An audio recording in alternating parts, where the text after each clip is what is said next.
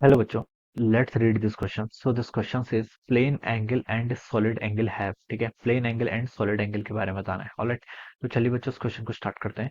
तो देखिए बच्चों, इस क्वेश्चन का की कॉन्सेप्ट आप क्या लिख सकते हैं. The key concept of this question, हमें देखिए यहाँ पर plane angle and solid angle के बारे में बताना है. तो आप इसको ये लिख लीजिए. ठीक है, एंगल्स लिख लीजिए या फिर क्या लिख लीजिए, प्लेन एंगल. ठीक है, एंड सॉलिड्स एंगल. ठीक है, this will be the key concept. Plane angle देखिए पहले होता क्या है. प्लेन एंगल होता है देखिए जो आपका टू डायमेंशनल प्लेन में है. ठीक है, टू डायमेंशनल प्लेन में अगर हम एंगल क्या करते हैं, डिफाइन करते हैं, इसको हम आर एन थीटा के टर्म में क्या करते हैं, डिफाइन करते हैं. ठीक है, जैसे आपका सेक्टर होता है. ठीक है, और इसकी रेडियस मान लीजिए आर है. ठीक है, ये आपका थीटा है. ठीक है, तो ये जो एंगल डिफाइन होता है इसे हम क्या बोलते हैं, आपका प्लेन एंगल. ठीक है, और एंगल को हम मेजर कर किसमें करते हैं, this angle is measured in the radians. ठीक है, इसको हम रेडियंस में क्या करते हैं, मेजर करते हैं. तो इस टाइप के एंगल को ठीक है क्या बोलते हैं, आपका प्लेन एंगल बोलते हैं.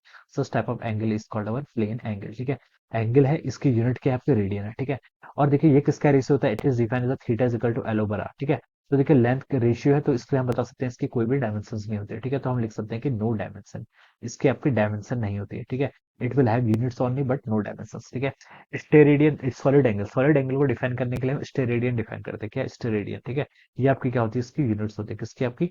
अगर आपका थ्री डी एंगल होता है, इसको हम थ्री डी एंगल ही बोलते हैं. ठीक है, इसके लिए हम यहाँ पर क्या करते हैं, सॉलिड एंगल को डिफाइन करते हैं. ठीक है, तो ये आपका देखिए इसकी क्या होती है, इसकी यूनिट जो होती है सॉलिड एंगल की, वो स्टेरेडियन होती है. ठीक है, और इसकी भी आपकी अगेन क्या होती है, आपकी नो डायमेंशन, इसकी भी आपकी कोई डायमेंशन नहीं होती है, बट इट हैज यूनिट्स. ठीक है, तो ये हमें यहाँ पर बताना था, plane angle and solid angle. ठीक है, तो दोनों के पास देखिए आपकी एंगल है, तो हम बता सकते हैं इनके पास क्या है, आपकी यूनिट्स है, but they do not have any dimension, क्योंकि ये क्या होते हैं, आपके रेशियोज होते हैं. ठीक है, तो हम बोल सकते हैं कि they may have units but no dimension.